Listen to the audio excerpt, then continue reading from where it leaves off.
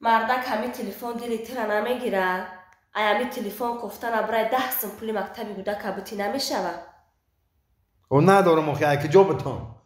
خیلی زندگی زنم یه روز هست یه روز نیست. خیلی کشید میبنی میتی من پولی کتابی هم گودک 10 سوم بوده. او میبنی میتی میشوخه تمام که گفتی ده. آه مردک ای روزی که ترا گرفتم که پول داری ترا من ندیدم. او 5 سوم دادم تا کجا کدی هم گودک برای بوتی پولی مکتبش نمیشه که هم معلمش آخه گوش که مرده.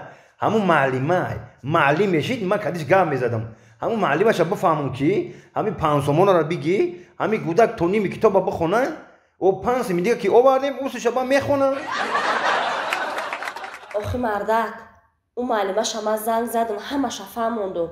گفتم که من کار نمیکنم. گفت آتش کار میکنه که بیاره بسپاره پولی گودکه. اینا السلام اینا شری آتش اومد. بیا بچه‌م بیا. بگم خریبر خنداش بزنم. چند تا خونده؟ 6 تا. 6 تا؟ او خندا تمام. کو گابزن کو بهای چند گرفتی امروز؟ 2 خنداش بزنه بچه من 2 گرفته 2. خیلی خنداش بزنه. پولی کتاب شکی نمیسپاری معلمش هر روز دوش میمونه. تا 20 پخ زیادی نکرد؟ امروز که بچه من 2 گرفته انا پگه باید دیگه میگیرم. انا میشه چند؟ 4. اگه پیش معلمش برایم خرید بوده که میگوی. یه اوتا این دو ماینا با معلم ما هر روز میره فقط یک گپ میگه. چی میگه؟ میگه که رنگ تو رو بسود 25 یا آدمی دیگه در همین مکتب میخون. این معلمای مکتب حال ما را فراموش نکرده بده.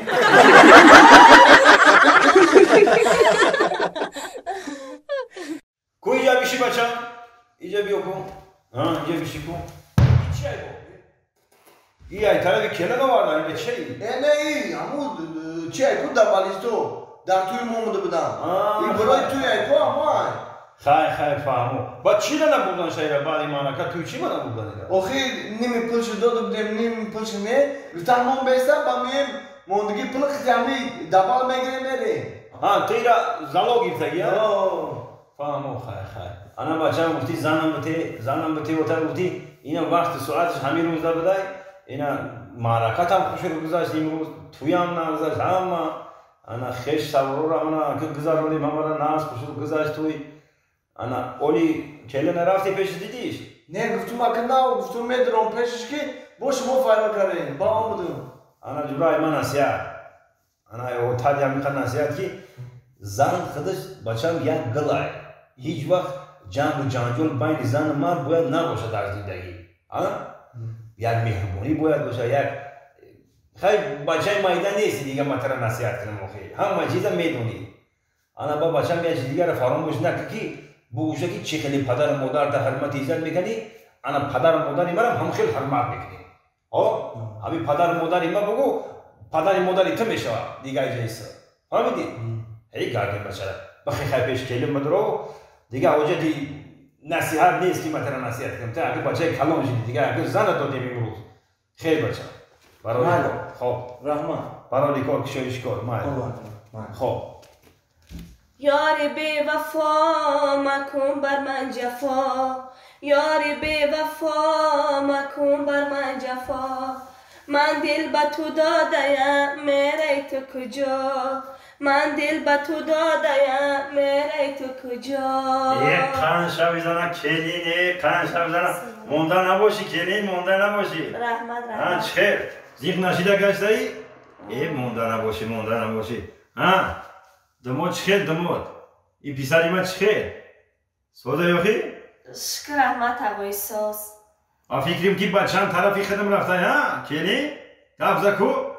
اینه تقایی بچه تون اهمیتم نمیته مهربانیم نمیکنه مرا میبینم میگریزه حتی در پیشم خانه میروه. گفتم که بچه هم طرفی خدم رفته.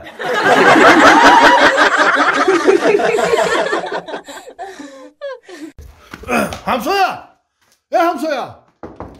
ینگه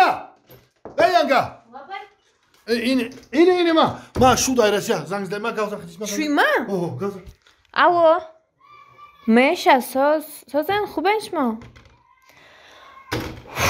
مرده یه سال شده رفتن تا همون رفتگی یه بار سومروی نمیکنی. مردکای همسایه با زناشون هر ماه سومروی میکنن، تو باشه یه بار مد سومروی نمیکنی.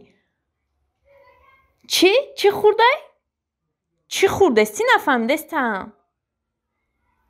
ما کوکا بگیریم نگه چیز خورده استم نفهمیدستم گپوشا. نه به همسایه. ها فهمی. این همسایه جان شد نگه که کیده خورده داشتم.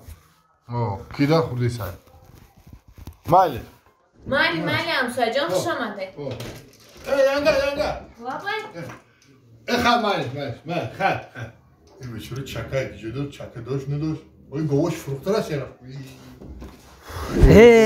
اسفندیار جان همین مردک بوری هم وطن ایا نپرس چرا ای هم قیاد کده بودم که باور کن بوی وطن ز عشق وطن جوش دارد دلم چی اومده پویز جولا شد باگاج جو کمرود اومده ما کچی کرو خدیا لپات که خدی اینه اسفندیار جان میمودی من میرفتم با خونم برادر و تو یکیم سال خطیما بده اینا خونه در رسیدیم یک خونه در مهمان میشی بس هر میره اخی اینا رسیدیم همه خیلی ما یهو خوش آمدی سلامت باشی دلشو این نصیب دی اخیر خونی شما رو میدیدم برادر همین وقت اگر چرخی فلک ای یا بوری دیگر هم خوش آمدی من خانه ما خوشبخت باشی